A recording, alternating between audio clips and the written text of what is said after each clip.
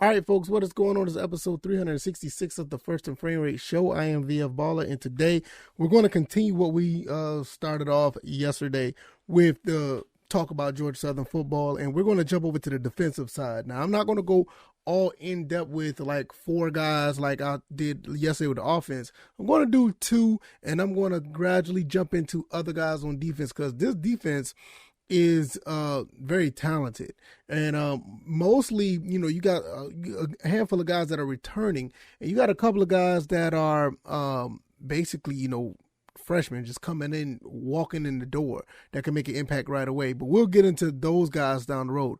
Today, I want to talk about two guys here that I see that be potential, if not out the gate, 2022 impact players for this team.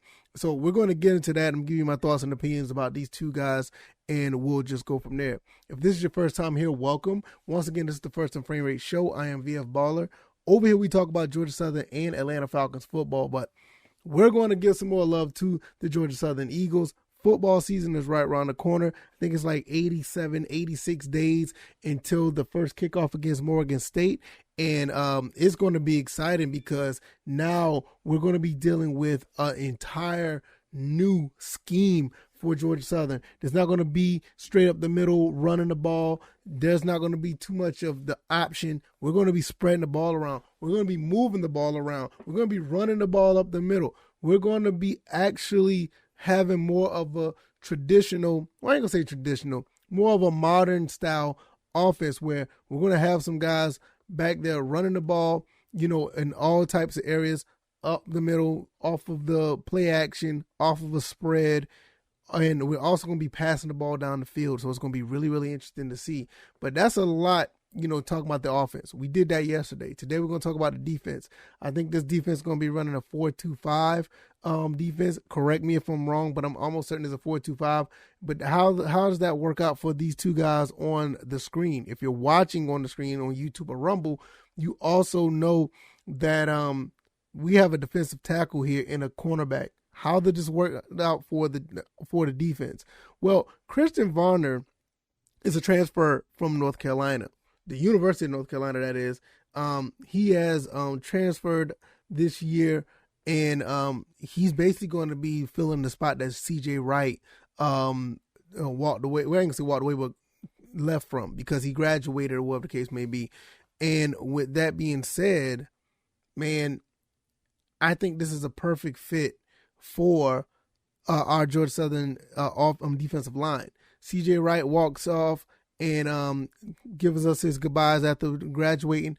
Kristian Varner, redshirt junior, 6'3", 300 pounds, did not see a significant amount of playing time for the North Carolina Tar Heels. He played in 6 games, ended up entering the transfer portal, coming back to Georgia. He is from Georgia, so he's basically coming back home to play for the Georgia Southern Eagles. And like I said, with the time that he was there, he had a couple of tackles, had 41 snaps, so he has a handful of experience. But now with him coming in to play the role of the defensive nose tackle, or just playing defensive tackle, he's going to be that guy that's going to plug that hole and actually get through the offensive line and get at the quarterback. And I think he's going to be able to do that.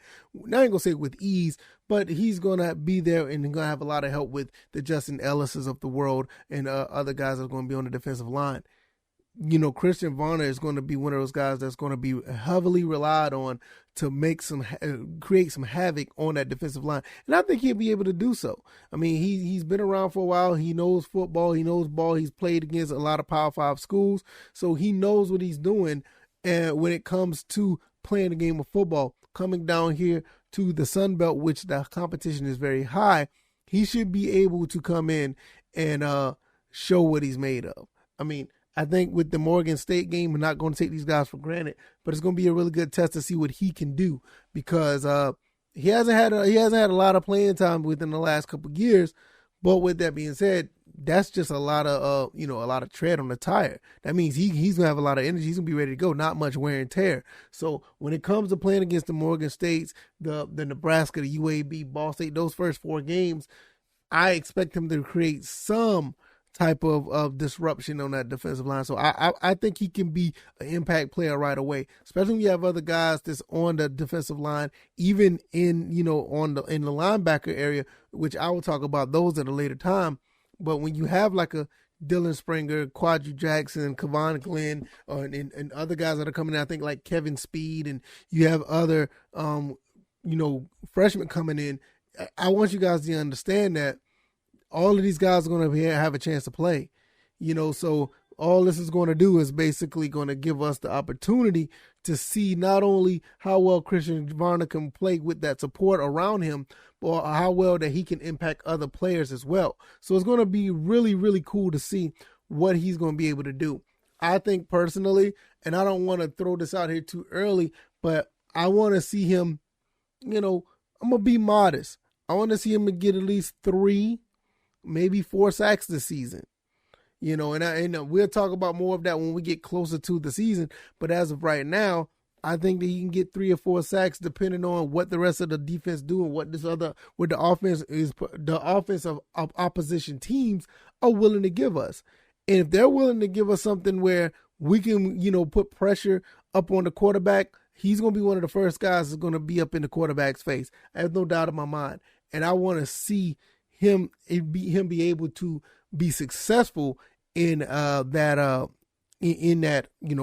entire scheme.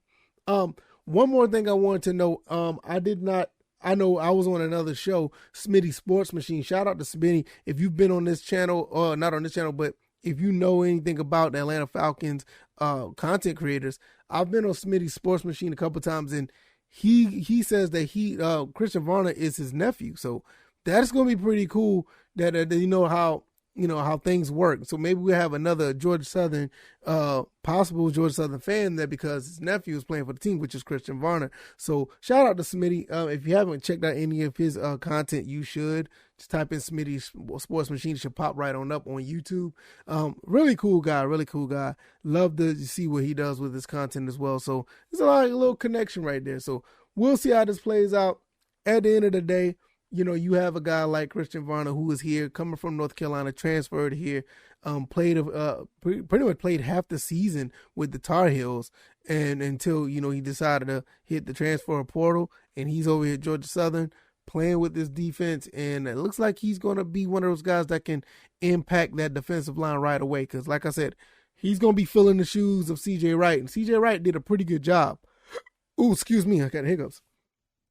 C.J. Wright did a pretty good job when it came to filling up that defensive line. He did a really good job. So watching Kristian Varner come in and see what he can do as well. So it's going to be a phenomenal look. The next person I want to talk about really don't need an introduction. I've talked about him on numerous occasions. Led the FBS in interceptions the time that he did play as a redshirt freshman. Make sure I said that right. As a redshirt freshman, did pretty good for himself. He tied the school record and FBS for 6 interceptions. Played in all 13 games his freshman year. What can you say about this kid? 6 interceptions, 48 tackles. Had have a tackle for a loss, 10 pass breakups, a forced fumble, and a fumble recovery. Derrick Canteen, everybody. Last year he played 2 games, but he had an injury, and that injury made him have to have surgery on his torn pectoral muscle. He missed the entire season, unfortunately. So his sophomore season, he was not able to show off what he can do. Back for his junior year, he is a redshirt junior, and I expect him to be immediate impact. I expect Derrick Canteen to be an immediate impact, picking up what Monquavian Brinson and Kendall Vildor dropped when they went on to graduate, and Kendall Vildor is in the NFL. Derrick Canteen just picked up where they left off, and not only he's done very well for himself on the field, but off the field as well. He's done so many things that are outside of Paulson Stadium to show that he can be a leader and he can be a mentor to young kids who want to play football. He had other programs and other endeavors and mini camps that he's done for younger kids. I love what I see out of a young guy like this. You want guys that are willing to step up and be, that take that leadership role. Now, I don't know what his leadership role is going to be within the team now because you got so many players that are returning, many players moving, but he's definitely going to be one of the guys in the secondary that other guys look up to, that are going to ask for advice, ask, how this go, how that go, how is this ran, how am I doing? Derrick Canteen is a perfect fit. And I don't know how it is on the field, but I know the mentality, and from what I see, he's a perfect fit for a guy like Ashton Whitner. And I think very highly of Ashton Whitner. Ashton Whitner is basically my favorite recruit from this particular recruiting class. And I see a lot of what Ashton Whitner is going to do. I can see a lot in him following what Derrick Canteen has done. So now you're looking at a Kendall Vildor to Canteen, then you turn right back around and you see a guy like Ashton Whitner. That's what Derrick Canteen brings to the table. You're going to learn a lot from a guy like him. And not only that, you're talking about one side of the field that could possibly be shut down. This kid has shown that he can do that, and I can't wait to see him get back out there. Hopefully, with him, and you got other guys that I don't even know how to start them, where to begin on defense. When I talk about other guys in the secondary, like Najee Thompson, and I can do a complete episode on him in general, and that's one of the reasons why I kind of kept it to these two that I want, because if I start talking about Najee Thompson, like I said, I can make an entire episode on that kid, because you talk about somebody that's special. And that's another thing. Najee Thompson's been around for a while. And even though Najee Thompson plays all over the place, offense, defense, and special teams, I'm pretty sure Canteen has learned something from a guy like that. So it just all, comes into fruition when you look at a guy like Canteen and what he's made of, what he's built on, the things that he's able to facilitate on the football field and off the football field. This is why I feel like these two guys are going to be two defensive impact players. Kristian Varner is filling the role of a guy who made noise his time at Georgia Southern. So Kristian Varner's coming in to do that. Derrick Canteen, like I said, the name doesn't need any introduction. If you know anything about Georgia Southern football in the last 2 or 3 years, you know of Derrick Canteen. And when you get these guys together with all the other guys that are on defense, this is another reason why I feel like this team could win 8 games. I say this, I've been saying this ever since Coach Helton stepped foot in Statesboro, that if this guys continue to do what he do, I can see these guys win 8 games minimum. But these two guys right here are going to be prominent in that as well, because you can get sacks and turnovers, fumble recoveries. You can get interceptions with Derrick Canteen. You can get pass breakups. You can stop the offense from moving the ball. See, unfortunately, what we had last year, we didn't have the proper strength and conditioning. A lot of players got hurt. Derrick Canteen was one of them. Najee Thompson was another one. C.J. Wright got hurt at one point. Marquise Trent Edwards got, I think it's Marquise Trent Edwards, number 33. I hope I said that right. He got hurt. He went down, So you had a lot of guys that just was hurt. Some on offense as well, just was not able to stay healthy. And it was one of the reasons why it was a downfall for our season. But now with the proper strength and conditioning, the proper coaching, you got a defensive coordinator who knows a thing or two about cornerbacks, and you got Derrick Canteen here to learn from what, Coach Harris, Coach Will Harris, showing you what he can do and implement his knowledge and what he can, and his knowledge and his experience to a guy like Derrick Canteen, to a Ashton Whitner, to a Mark Stampley, to a Najee Thompson. I mean, look, man, I can't even lie, man. This team is going to look really good. I think this team's going to look way better than that. A lot of people say 5 wins. Some people say 4. It's going to be a bounce back season. Don't know what's going to happen with the new guys coming into the Sun Belt like James Madison, and you got to play Nebraska, and Appalachian State is going to be who they are. Listen, I get it. It's a lot of skepticism because it's going to be the first time everybody gels together. I get it. But you also have a situation where a team went 2-10 and turned around and went 10-3. And that team that went 10-3, I don't think they're as talented as this team that we have now. I just don't. And I feel like what I'm looking at the schedule, I already told you how I felt about the first two games. You know, I feel like the second game against Nebraska is a real test, but Nebraska is looking a little suspect. They're not a powerhouse Power 5 team. That doesn't mean we can't, that doesn't mean we should take them lightly, but absolutely not. We don't take no teams lightly, but when you're looking at a team like that, and I saw what even some of their own people have been saying, I don't know, man. It's like we probably could do something. But nevertheless, I don't want to go too far off in the woods on that one. It's about these two guys, the two potential Georgia Southern defensive impact players. I think these guys are going to be really, really important to the success of this team. So I can't wait to see what these guys do. I think, like I said, these guys they're more than capable of taking this team to the next level, and I know that level is not too high because we just came from a 3-9 season, but they can do it. I believe they can, and they look like they're going to be ready to go.